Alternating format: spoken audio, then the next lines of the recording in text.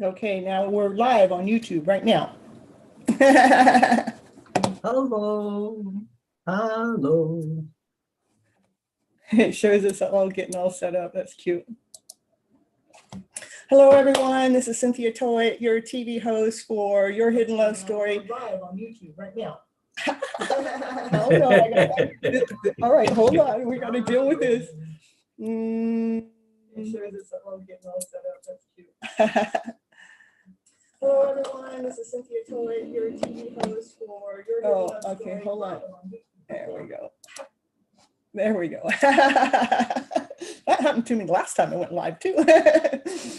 All right, again, this is Cynthia Toet, your TV host for Your Hidden Love Story, and I have a guest speaker on today, and this is Christopher Michael, and he does tarot and oracle.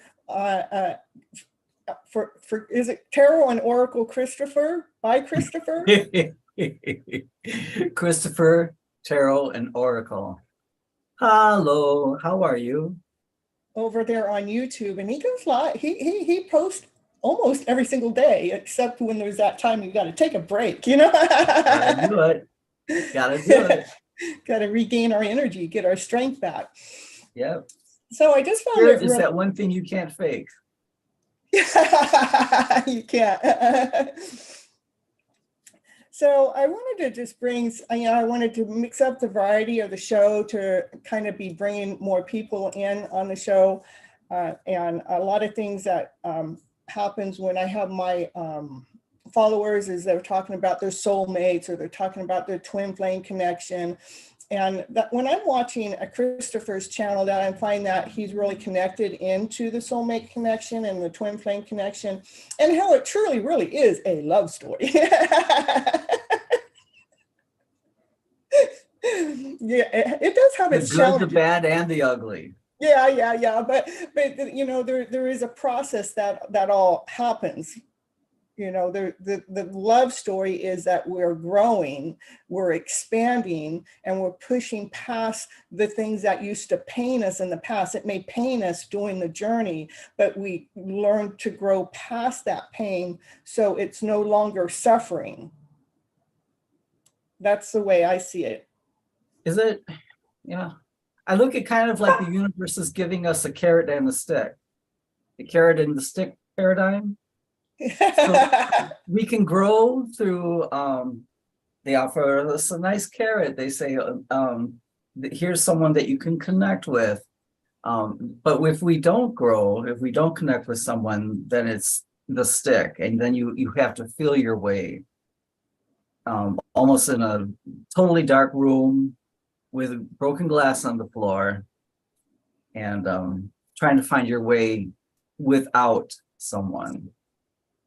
So the universe, in its brilliant compassion, offers us friends, family, soulmates, very occasionally a twin mate, twin flame, soulmate, twin flame. Very Correct. Occasionally a twin flame. Correct. When people come into my channel, they're always talking about, if this is my twin, this is my twin. And I try to educate them that a twin is very rare. I mean, the percentage rate is so low. You're more likely to be connected with your soulmate. And right? Right, most definitely. And a soulmate doesn't have to be a romantic interest. It can be your son. It can be your father. It can be someone that you just, two peas in a pod, like a best friend. A twin flame is primarily for acute soul growth. That's why there's so much, it can be so painful. A lot of tumultuous, intense, your insecurities and doubts are amplified. You split up, you keep coming back, you split up, you keep coming back. You don't wish for a twin flame. I know. You have to be a pretty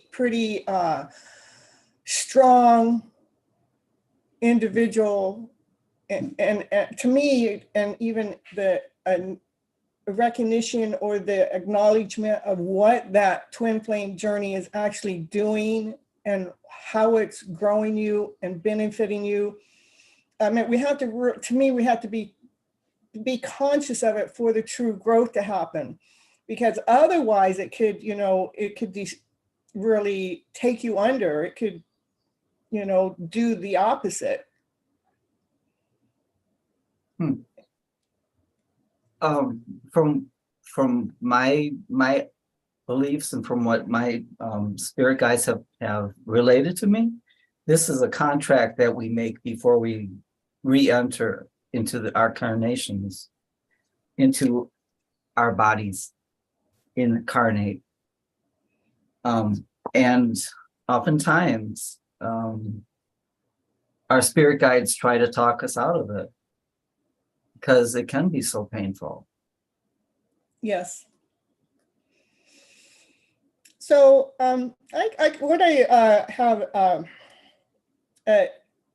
just trying to do a baseline of, like what is a divine soulmate? What would you define a divine soulmate as? Well, a soulmate is at that recognition. You feel like you're home. You feel like this is someone you can relax. They don't make you feel disconnected.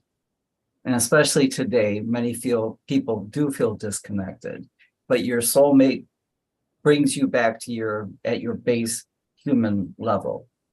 So it's very comforting. That's why it feels like home. You can balance each other out. So when you're having a really bad day, your soulmate is someone who can kind of sense, well, what's going on? What's going on with you? And then after a while, sometimes you don't even tell them. They just know. They're like, yeah, I understand. You don't have to put it into words. You also can challenge each other though, but not to the extent of the soul evolution of a twin flame. So your soulmate is a nice game of badminton, and your twin flame is rugby. It's a blood sport. And to myself, I didn't even know what a twin flame was or a soulmate was when I got in the middle of this journey. And then in this journey that, I found this person that I felt like that we do the same kind of thing, kind of the same kind of time. And it's not a conscious thing that we're doing. I mean, it's just really strange how it's almost like a mirror image that we're doing upon each other. But through the journey, there have been triggers. The triggers that happen are like, whoa, where'd that come from? But in a painful way? It's like it is from more in the way of how we look at life, like more from when you have someone working more from maybe an egotistical way, or one that's looking at it's your fault that this has happened, or you're the one that created this situation. What happened with me the very first time I realized that I realized the connection, but yeah, that's right. That's what happened. Another county heard from. When something came at me, to me, it's the way we're perceiving the information coming in, because if that garbage is being thrown at you and you're truly in your balance, they cannot affect you. But if that garbage is being thrown at you and you get affected, that's the work that needs to be done. That's the work, because it is truly being in alignment with self. It's truly being in alignment with who you are as a whole person, without allowing the emotional self to take you under. Well, you see, we're attracted to people who remind us of ourselves. And your soulmate is going to mirror a lot of our images, mirror a lot of our personality. But we can also, it's easier to look at something that we mirror and say, but I don't like that. So it's a very gentle way of working out some of the kinks and let's just keep it at kinks within our personality. But it's not twin flame. It's just someone who mirrors your personality. Now, especially in the way Western culture, has groomed us to be very egotistical and egocentric, egomaniac, egomania, egomegaly. That's a lot.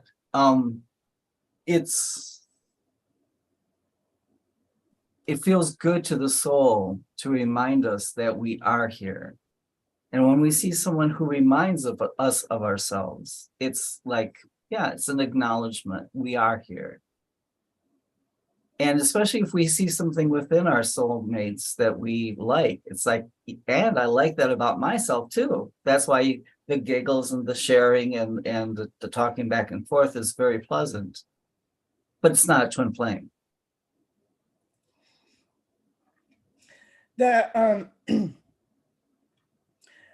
What's even with myself, I would say when the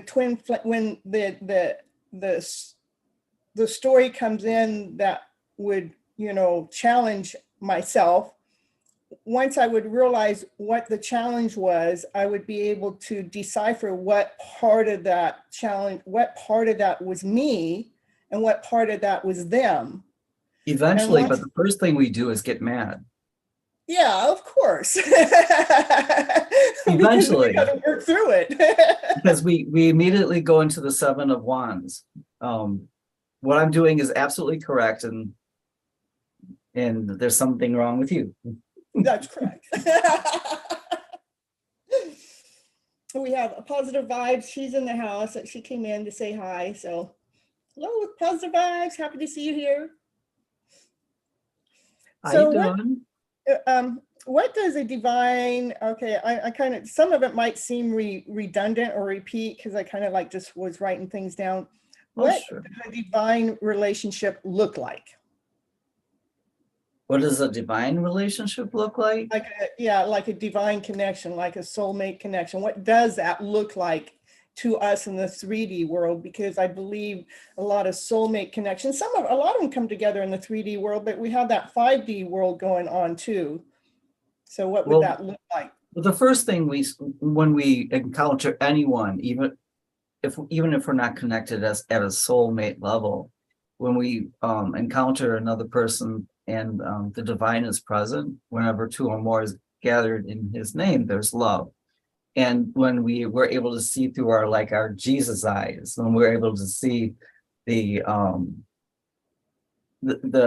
beauty in another person, that's indicative of a divine connection. And you might be surprised because someone that you have very little to nothing to do with just might give you this feeling. Just that's why in the Bible it says, be careful, there are angels in your midst. So when we're gentle with everyone, we encounter more of the divine spirit, and then we increase our chances of finding people who we're even closer to with at a soulmate level. It's when we discount someone for ridiculous reasons, like the amount of melanin in their skin, their class, or their weight, something ridiculous like that, we lose the chance of connecting with divine. I have a couple more people coming. We got Tammy. Hello, Tammy. She says she's in a true twin flame relationship, and he triggers her Kundalini awakening, and her soul knows it. And then we also have Kathleen Diane. She's coming in. She loves the sun and the moon in the background, so she's loving your background. How you guys doing? How are you? So let's see. Like myself, like a To me, we can have many different soulmates. I know you already kind of touched in on this. You know, a soulmate is not necessarily a romantic soulmate. I mean, we can have a romantic soulmate, or a family member could be a soulmate, or you can have like a brother, or a worker, or a neighbor, or a friend. I mean, anybody can be a soulmate, or God, you know, could be in that connection. So the I'm going to go back to like, we have this connection in the 3D world. The 3D world is the physical connection that we're in that connection. We're seeing each other on a regular basis. We're talking to each other on a regular basis. But what's a 5D connection is more that you're in touch with that person without really physically being in touch with them.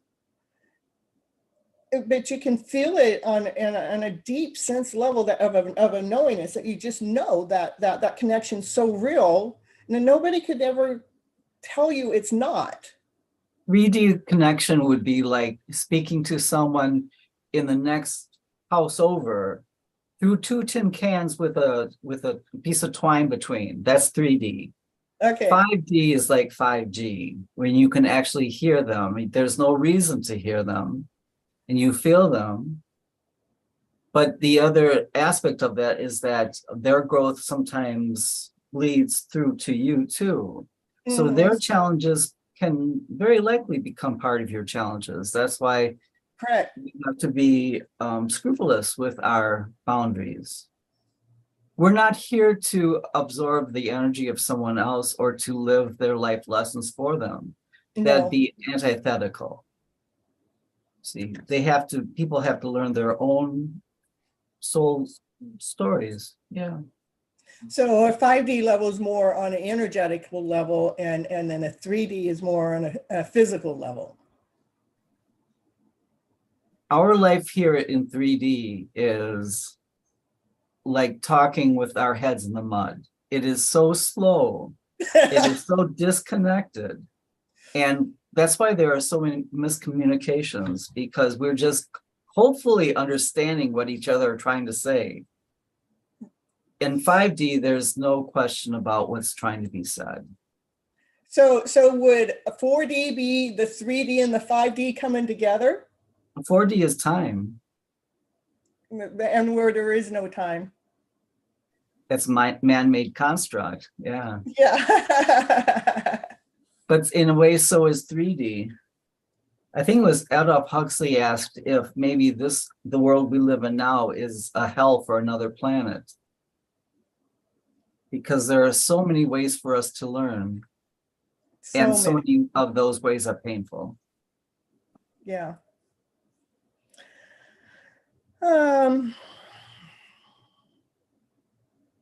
Now, I looked all these questions up on the internet. So, what happens when your soulmate actually touches you spiritually and then physically? Well, they wouldn't be your soulmate if they didn't touch you spiritually. Correct. That would be just someone that you really like their hair, or their snappy dresser. When they touch you physically, it's just it's almost like seeing the face of God. It's a recognition of self and the divine. They're asking if you are a divine masculine. I can be.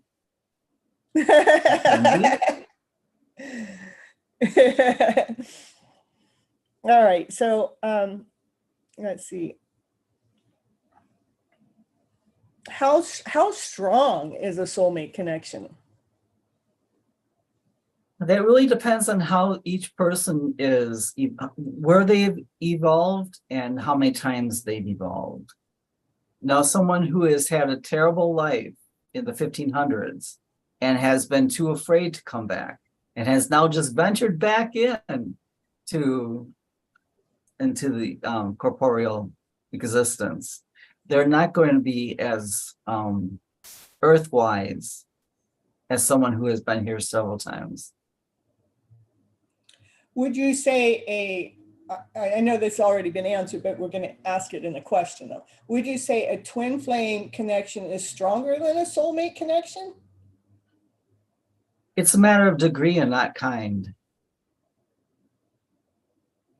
So the degree is higher?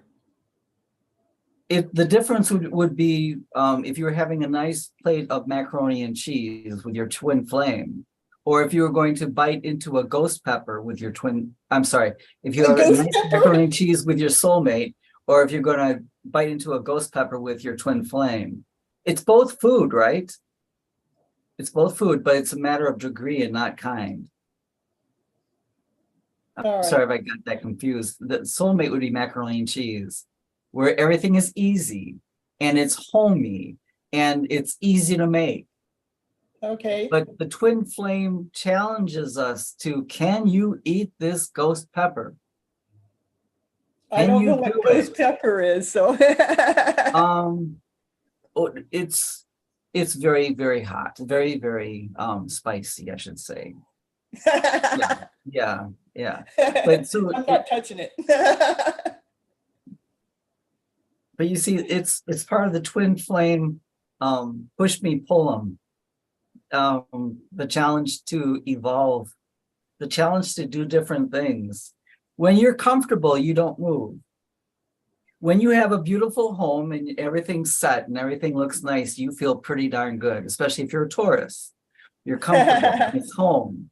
However, if half the house is burnt down and then you have noisy neighbors to the left and to the right, and they fire firecrackers off and smoke outside of your window, you're not so comfortable. You move then. So it's only when we are uncomfortable that we move. When we're comfortable, we don't do diddly-do. So a soulmate is very comfortable. It's beautiful. It's nice. It's good to have a friend. Yeah. It's good to have someone who mirrors your image back, and maybe we can see, well, that didn't look nice when they lost their cool with their daughter. And then we can think back to when we're communicating with our children. So it's almost that kind of an easy life lesson learned. Mirroring behaviors. Now, a twin flame lesson would be that someone loses their daughter. You see, it goes from the sublime to the catastrophic. So the life lesson that you learn in a twin flame is devastating and heartbreaking.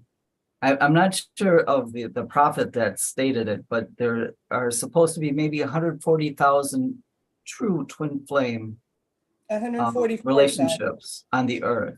144. 144,000? But it is not, I don't have a twin flame. And I don't think in this lifetime it would be beneficial. Someone Kathleen in the chat saying, I think when we have a really strong pull towards someone, it's because there is something to experience with or from that person. Yeah, even if it's something negative. Yeah. And then Tammy's saying a twin flame makes you put the work in and heal yourself. Yeah. Well, you'll put work into with a soulmate, but it won't be as devastating. It won't be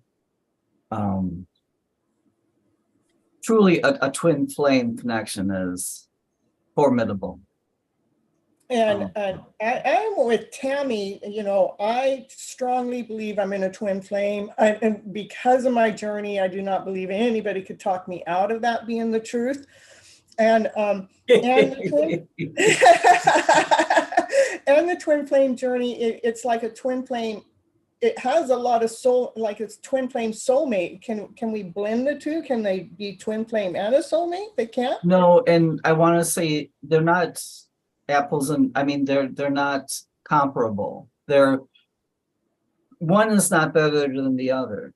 They're I get it. absolutely different things. One is a car, one is an apple. One is not better than the other.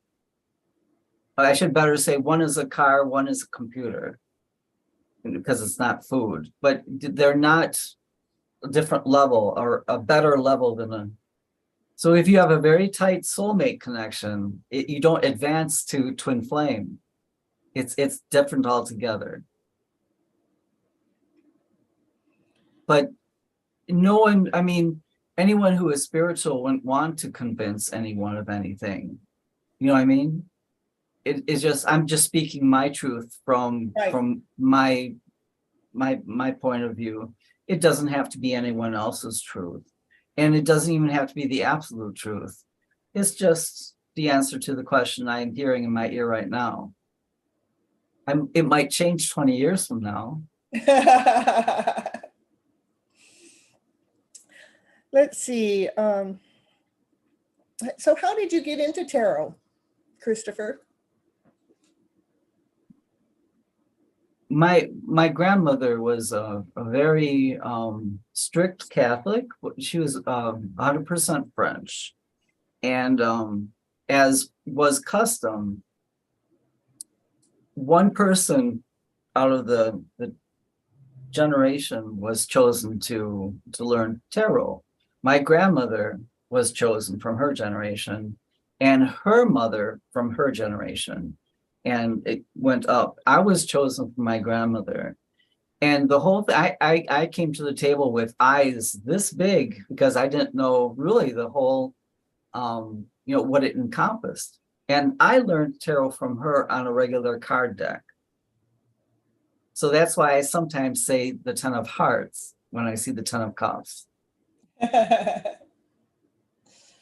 That's nice that you were led and guided by a family member to utilize the tarot cards.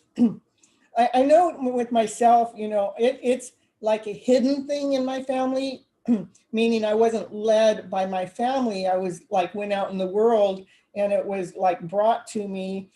And when I got my first deck of cards, I already knew how to read the cards without any explanation behind it. And then later in life, after my mom had passed, I had found 3 or 4 decks of tarot cards in all of her stuff. So I was like, whoa, I didn't know my mom ever read tarot. She never talked about that. So in her time frame, it was hush, hush, don't talk about, this stuff.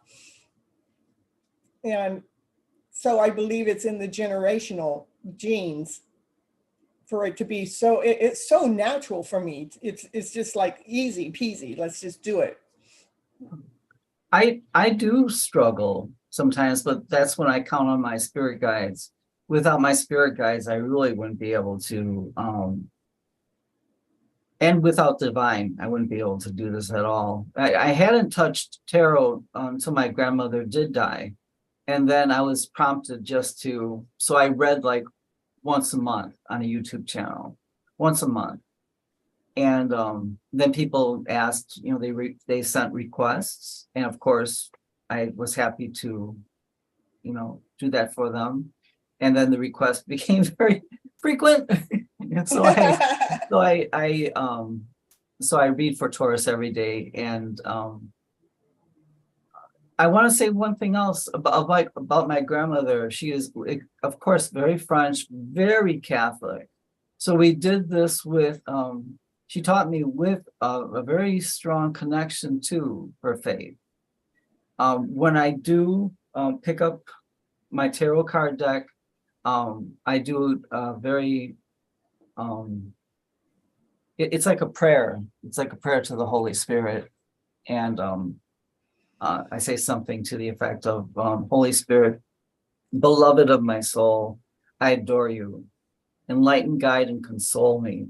Tell me what I must do. Give me your orders. I promise to subject myself to all that you desire of me and to accept all that you permit to happen to me. Let me just know your will. Let me know what you want me to do. So in a way, it's a surrendering to the divine. And it's a bit humbling because again, it's not, I don't have any of the glory of it. It's just, I'm happy to move the cards around. The connection with your story and my story is like I was only putting, once a week tarot readings on YouTube, and then my mom passed away. And then once my mom passed away, it got more full force. It got more, let's do this.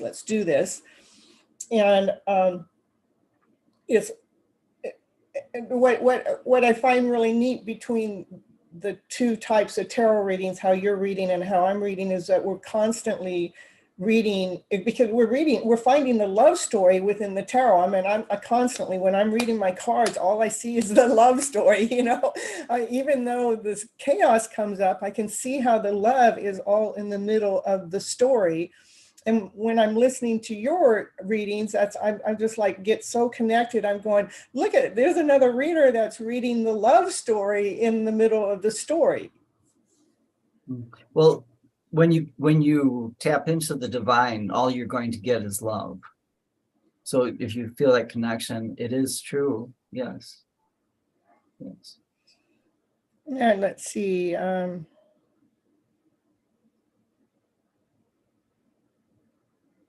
So one of the questions is, what is the difference between love and divine love? Gonna give it to you. Love is sometimes tied into our ego. Love is sometimes tied into what happened to us as children. Love is sometimes tied into our circumstance, our blood sugar.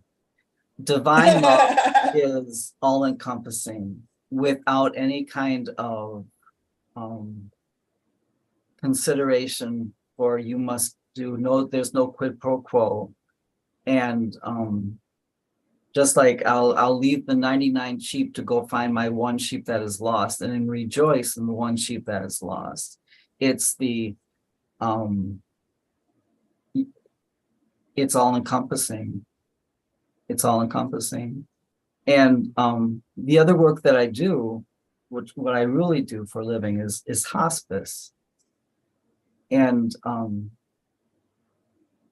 there's nothing in this world that you can do that's anything better than to alleviate someone else's pain or to make someone see above their circumstances. I have been told that sometimes my tarot readings appear too positive. And for that, I'd say, if someone was drowning, I would not give them an anchor to hold. I would give them a lifesaver to hold on to. No, I'd much rather give them a lifesaver than an anchor. Yeah, I'm like the fairy tale dream. I'm the fairy tale dream card reader. I'm going to tell the fairy tale dream of a story in my stories. As long as it doesn't give, as long as we don't give false hope.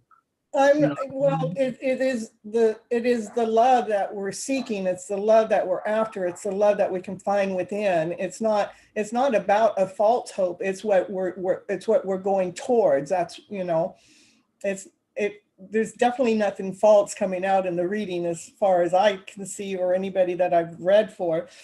But anyhow, some of the people were talking in the chat about, how it's really neat about, about yourself and your grandmother, and that being the Catholic religion, and how tarot is really shunned upon, that it's not, looked up at, but yet it still came out in your family generational, how she was willing to use the tarot even though she had the religion behind it.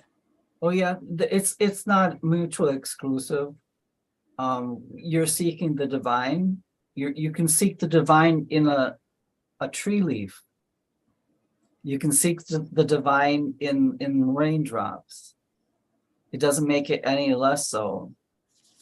It's a form sometimes for me when I need to meditate, I'll use my cards to meditate.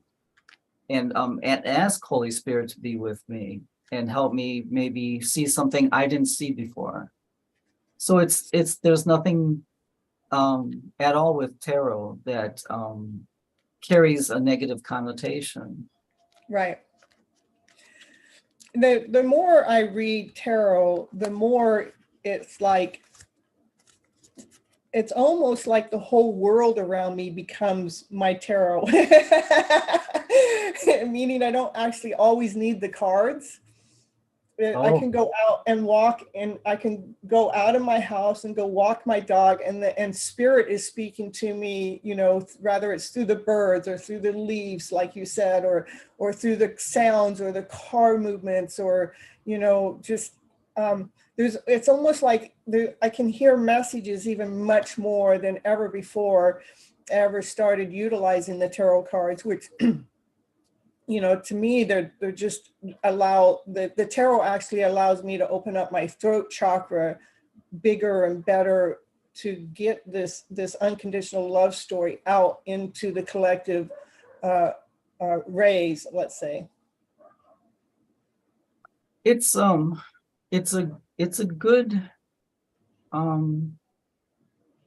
good way to help us think out of the box, especially when someone's talking about an experience they're having and they can't think past it. And then if we draw something like the Seven of Wands, and then we can say, perhaps, is there something you're quite defensive about? And of course, no, of course not, no. If they have time to reflect on this, they might see that they predispose someone else's defensiveness because they can sense they're feeling defensive. So again, we do mirror each other's insecurities at times, but we might not notice that. But given in a very loving environment and an accepting environment, a person might be able to listen not just with their ears, but with their heart.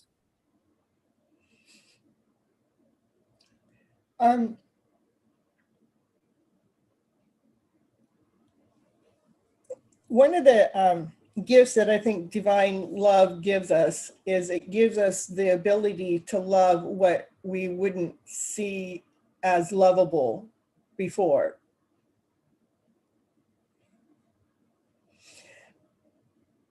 And Tammy says she sees divine everywhere.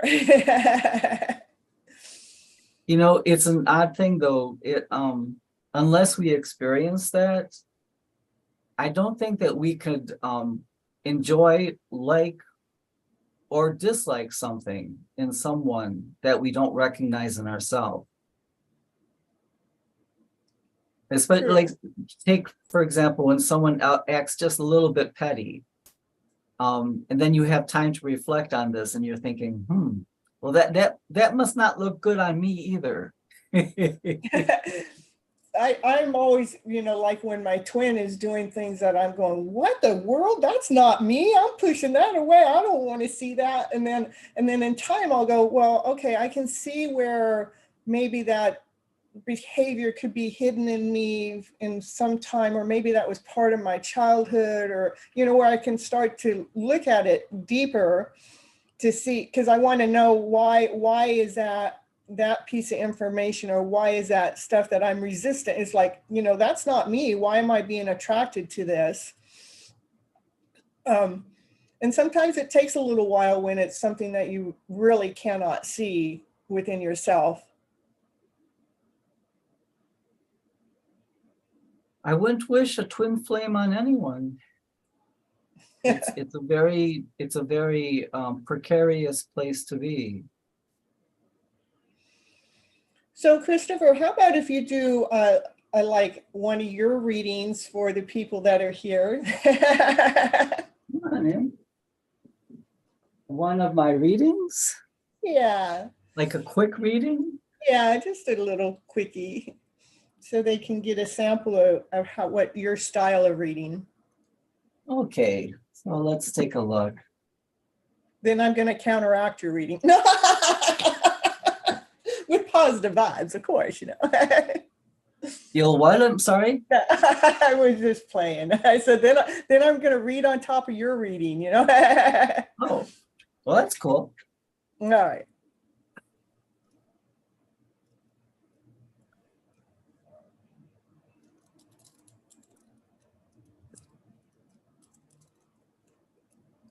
I'm sorry, my dog has to go outside.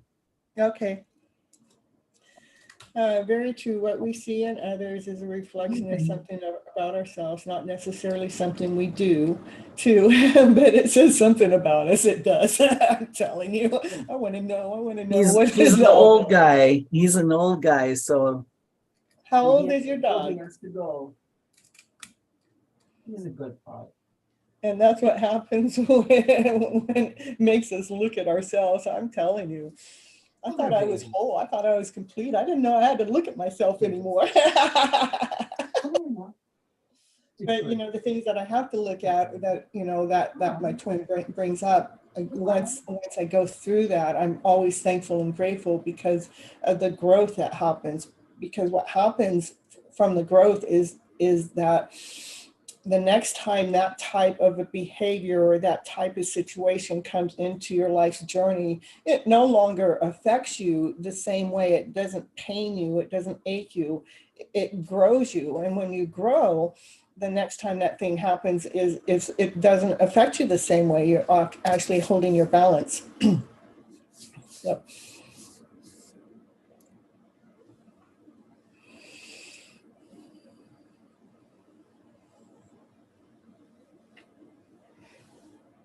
And why do you always read for Taurus?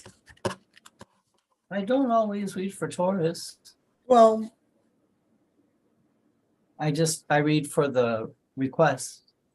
I see. So if someone says, would you read for Scorpio? Of course. Right. They'll say for Taurus and Scorpio.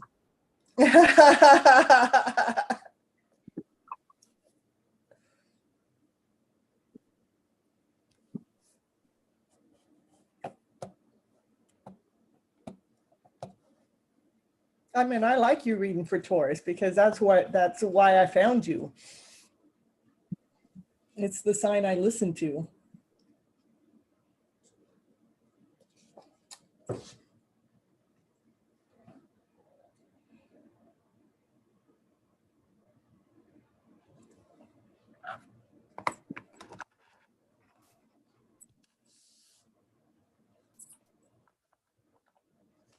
Let's do a quick 4 card.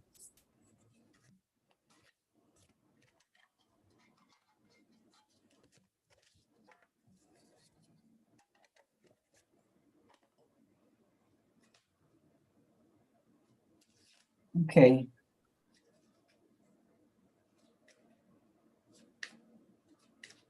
And tapping into an energy that's here with us,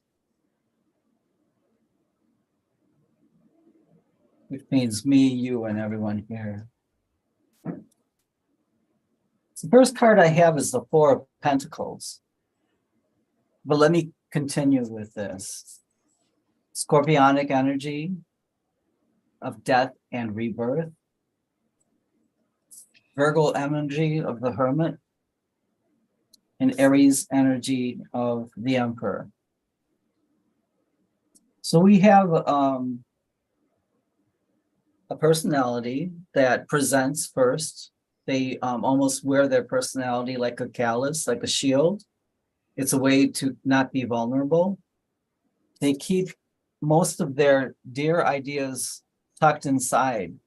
And in fact, they don't tell many people how they feel.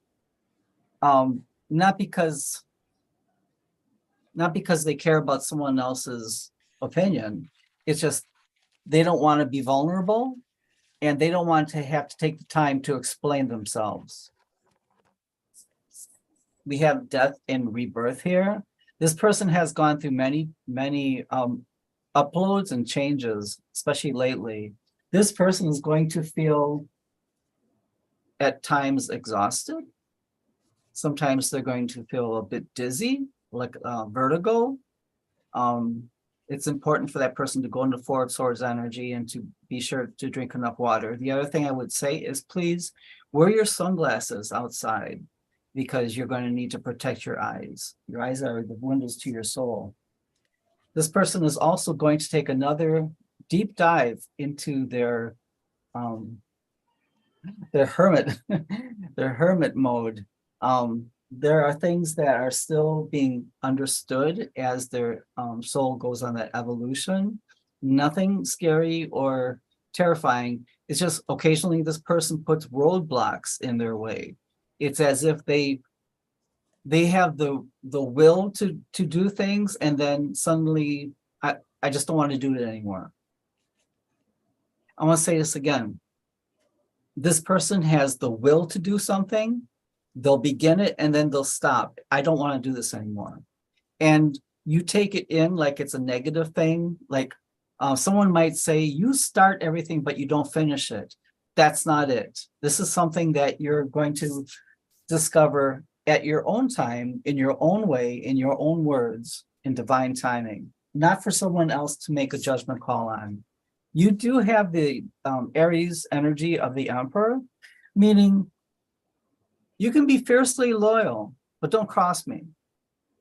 My boundaries are my boundaries. So it could be that in the past, someone mistook your meekness for weakness and pushed you to the point of exhaustion, and you're not going to revisit this again. At the bottom of the deck, we do have the Hierophant. So this is a Taurian energy I am feeling. There's also the Piscean energy of the moon. So there are still things that you're uncovering about yourself. Occasionally you do get stuck in the shoulda, woulda, couldas. You think, if I did this differently, I'd be much further along than I am. But that's not it at all, is it? It has more to do with the eventual roadblocks that you put up for yourself. No judgment calls. It's for you to understand. That's it. What I see in your reading is there's divine that's all in the reading, because we have the Four of Pentacles, then we have the Death card, which is a higher arcana, the Hermit, the higher arcana, the Emperor, the higher arcana, the Hierophant, the higher arcana, the Moon is higher arcana. So divine's all in the middle of this reading. It's in divine's hands. It's a divine calling. That's what I see. It's almost like divine is holding your hand. Who is this for of our viewers? Anyone recognize themselves here? I recognize the whole story. So was it for you? It could be, but I tell you, a lot of my followers are going through the same journey.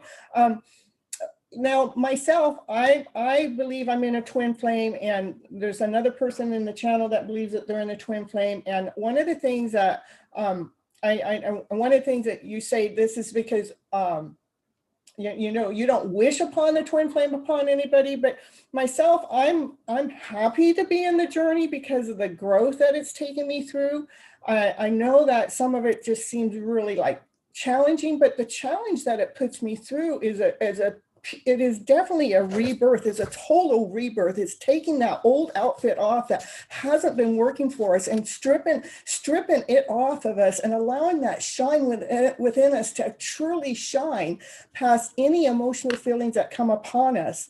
And I'm just going to kind of reiterate through the cards that you came through. And with the Hermit, it takes us to be in that alone time to allow that rebirth to truly take place, to really strip off that old outfit, that one that hadn't been working for us, that one that made us exhausted, to truly release it and to set it free. And the Emperor is because we're strong, we're powerful, we're taking all of our knowledge, we're taking all of our roots, we're taking everything that we've been grounded and whole and complete to allow us to be the strongest person that we could be in this lifetime. And the Hierophant to me is like a God calling. God has divinely guided this situation to be in its order for the fact that, you know, God wants the divine love to really be in presence within our world, to really pass that love out there and more expansive, more.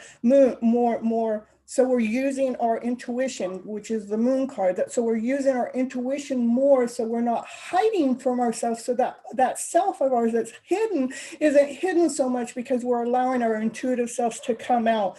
And the Four of Pentacles is that we're really guarding our story and protecting it and making sure that, you know, this is solid as we're going forward. So we're definitely protecting our journey. So there, I rerouted your. I mean, let's well, it was definitely more frenetic. But I wouldn't have been able to do it without you being here present and you doing the reading and pulling it up, and for myself to rearticulate it.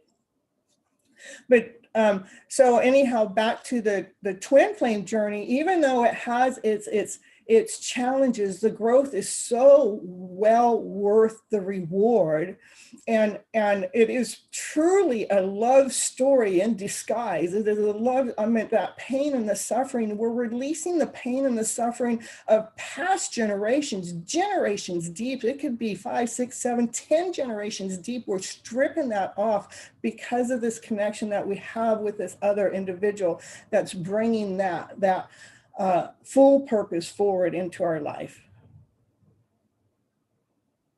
Just as long as everyone realizes a twin flame isn't like a more magnificent soulmate. No, Twin flame is more like you've been involved in a catastrophic car accident and you have to learn to walk again. Right. It's not intense. Pleasant. It's not anything I'd wish on anyone. Right. It it's sounds very romantic. intense. It sounds romantic, twin flame, but it's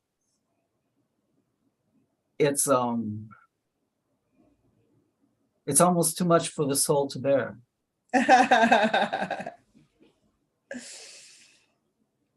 But twin flames, aren't they supposed to come together into union? They often there's runner and chaser in twin flames. Yes. And they repel each other often, especially when there's deep soul work to do. Sometimes there's brutality. Sometimes there's horrific displays of anger and violence.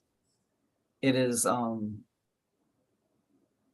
the best of our nature to be in a twin flame. It's often the most grievous parts of us that have to be destroyed, like death and rebirth. Right. I am not I hope I can pass by the twin flame. It's a lot. It's like being in a catastrophic car accident and having to learn to walk again. It's an absolute destruction of the personality, and it's very difficult. It's very difficult. It just sounds romantic. It brings up all of our insecurities. Your twin flame is going to bring out all of your insecurities. They're going to make you feel your doubts are amplified, your worries, your suspicions. Everything's going to be like you're walking on broken glass with your lips. It's not. It's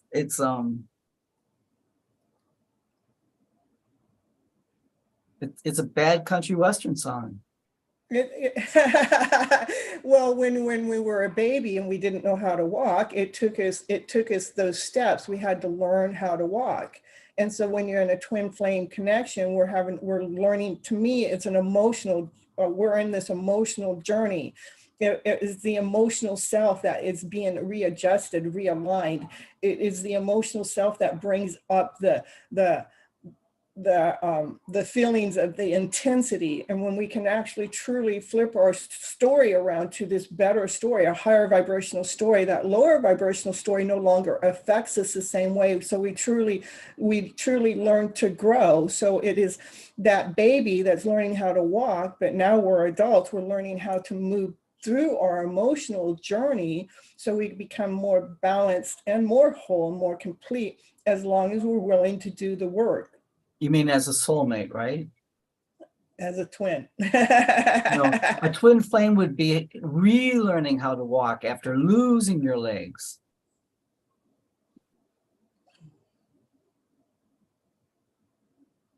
It takes it. You have to be crushed in order to learn.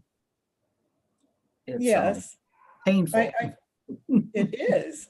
It is painful, but we can grow past the pain. We can learn and grow from the pain and expand. I mean, everyone has their own idea, and right. and that's the brilliance of the multifaceted scope of the divine. It's just when I think of twin flame, fear is struck into my heart, not romance. But the thing is that romance, what to me, the romance, there is romance in there. I mean, it's on a higher level, though. I mean, because the intensity of the romance that happens through the body is you have no explanation to where it's coming from, but it only comes when that soul that you're connected with, that, I mean, there's maybe a song or maybe a name, maybe a situation, maybe a color, maybe something that just makes that body vibrate. It makes that body, it's almost like the body's going through when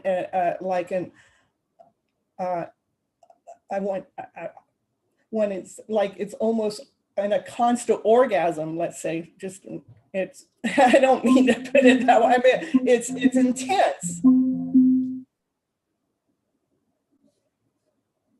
Yeah. So that, I guess that's where the romantic. You think of romance, and I think of, for a twin flame, I don't think of romance. I think of obsessiveness, obsession, and stalkering, and that type of being so tight with the like the Queen of Cups. She won't be able to help us. There are so many emotions that are so tight that it's nearly beyond our scope of perception. So like the obsession comes in stalkering, being a stalker. And and I'm smiling and I'm laughing because I began my journey where I guess I was a stalker, but I didn't realize I was. I was obsessed, but I didn't realize I was, and then it got to the point, then one day I realized, whoa, I need to back off. And now the tables have turned, and now they're in the middle of that obsession, and they're in the middle of the stalking, but I'm smiling because I already went through the journey and knowing what that means. It's because we're trying to see where that connecting link is. But when I was going through it, it felt so beautiful. It felt so warm. It felt so loving. It felt so kind, until when I brought it back into the 3D format, I could all of a sudden see how it could be uncomfortable for another person to observe me through different eyes, where it made it look like I was stalking that I didn't realize I was.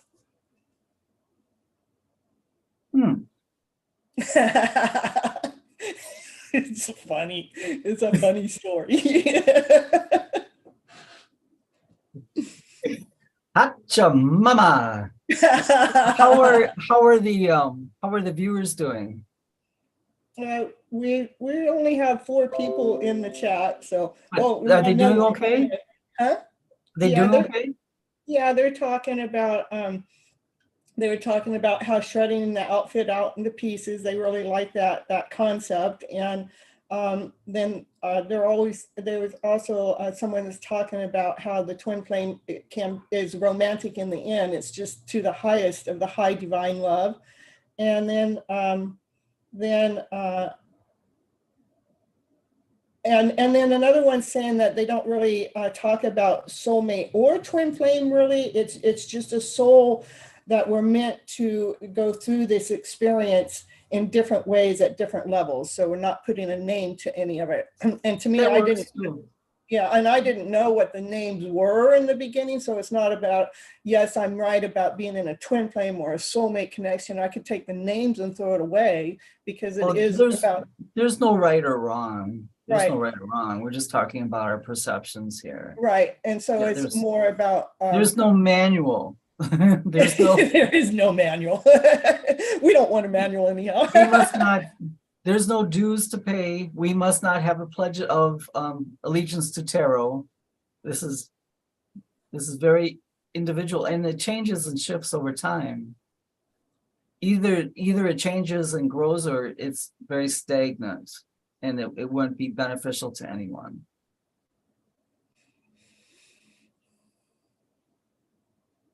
So I love how, you know, they're actually giving their feedback in the chat to what we're talking about, you know. And I really like it that, you know, I liked it when I didn't know that it was rather a twin flame or a soulmate, you know, like let's put those words aside and just looking at it, that this is a journey, and this is a beautiful journey that I'm on, and it's definitely growing my soul to, no matter what the end part is that the romantic feelings that I'm feeling in my internal body is, I know that it's real, and I know that there's a feeling that's the ultimate goal, to get to that highest level of intimacy with, even within ourselves, to feel that bliss within. Are you going to talk about orgasms again? Just No, warn me I'm first. sorry, I didn't mean to. Just warn me first. I'm sorry. You know, it's not even my forte to really go that way, but that's what spirit kept yelling in my ear. So, you know, It is what it is. I can't help what spirit tells me to say, you know. So, do you have anything else you'd like to ask, or would you like to then carry this on further with your group? Or I think that we're good. I wanted to be here about an hour, and we've been here for about an hour. So this is about right, because I know I don't want to wear you down, because I know you do a lot too. We both do a lot. And it does take our energy and our strength and our time to come live to be with each and every one of you guys. But we want to be here for you, because we want to give you the hope and the faith and the support and the uplifting throughout your journey, wherever you're at within your journey, to know that you're not alone. You know, it's not a journey that you have to be alone with, that we are here. Christopher's here. I'm here to help you guys, lead you guys, and guide you to your higher ascension within this lifetime, so you can be operating more comfortably, and not operating from doubt and fear and less than, but operating from trusting in the process, trusting in divine, trusting in love, trusting in ourselves.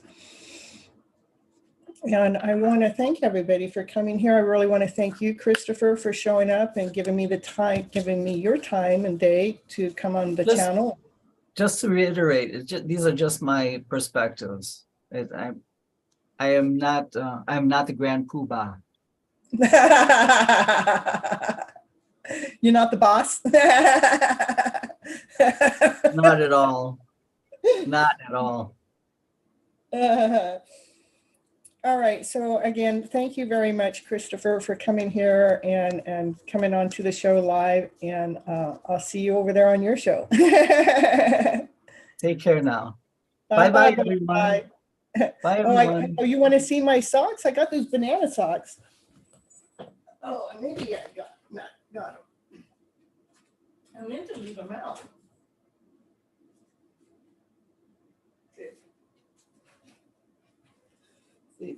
That's bananas. Oh, there's, okay, I got you now. I didn't really hear what you said before, but I got you now. Very cool. Now, my socks, I think about Christopher every time I put those socks on. Everyone's something. What do you always say about bananas, though? You always say something on bananas. I love you bunches like bananas. There you go. That's why. That's why the socks had to come out. All right. Bye-bye, Christopher. Good night. Take care, everyone. All right. So everyone, and so thank you and for coming to the show and being here live. I really, really, really appreciate you guys and interacting in the chat and let me know where you're at and really making sure that, you know, I also spoke up about the twin flame because I believe it's a beautiful journey too. I mean, it does have its challenges, but they're challenging things that are growing us, they're expanding us, they're allowing us to be this awesome, amazing, beautiful person. From with more, it allows us to get through, or it allows us to grow, you know, in ways that we could have never grown without that push, without that shove. and when it's it is really intense on rather it's on the emotional level, on the erotic side, yeah, or from, you know, when we have to deal with that less than feeling, when we go through doubt or insecurity or feeling not good enough, when that comes into the connection, those are the things that the connection, that's what divine, to me, spirit is wanting us to clean out, to strip those perceptions, those ideas out that create that lower vibrational feeling, so we can truly rewrite our script, rewrite our story around to this better story, this one of a higher vibrational frequency. And that's from love and above: love, joy, peace, happiness, passion, desire, without constantly having ourselves sink back into that lower vibrational story, because we truly found the piece of information that we needed to be, we found what needed to be extracted out, and we found what needed to be put back in to the, into the story. So our mind and our body and soul is calm on the inside, you know, where we're operating from peace and from harmony and within balance with ourselves. And you guys are so welcome for the show. I had fun. How about you? And just I love you guys' interaction, and Kathleen, I'm really thankful that you brought it in, that, you know, it's not about a name of a soulmate or a twin flame, you know, that we can just eliminate that. That just gave us a baseline of how we could do some research about what's going on within our journey, but we don't have to really descript it or define it. We don't have to make it be that as is, that's our all to go to. It is a journey, it is a process, it is something that we're learning from and growing from. Hey, Nimish, you missed the show. Yeah, we're at the end now. Yeah, it was really good though. I brought Christopher over. Christopher's Tarot and Oracle. I brought him over and we did a long discussion about soulmates and twin flames. And yeah, you're tired. All right, you go to sleep then. And yeah, just, it's a beautiful journey. And I'm so thankful and grateful you guys are here on this journey with me, and be able to flip your guys' scripts around too, so we're living in this higher vibrational frequency while we're in separation, or why we're not with that one that we believe that we should be with, or while divine is growing us, divine is expanding us, divine is definitely allowing us to be more whole, more complete as a loving individual, without so much of the chaos. We're stripping the chaos out. Yeah, taking the chaos, taking it out. So we're putting in love, putting in more love. All right, you guys, so I'm going to go. I figured the show would be about an hour, and we did a little bit over an hour. And I know Christopher Emmett, his time is about a half an hour, so we did an hour with him. And I really love watching his channel. Go over there and check him out. And till next time, have a beautiful, awesome, amazing day. And tomorrow when I go live, I'm probably going to be live a little later because I have an event to go to that's from 6 to 9. only if I get out of there early, but the event has to do with more promoting my coaching services and my book, of course. All right, you guys, I love you guys so very much. And thank you all for stopping in. Until next time, have a very beautiful day. Bye-bye, butterflies.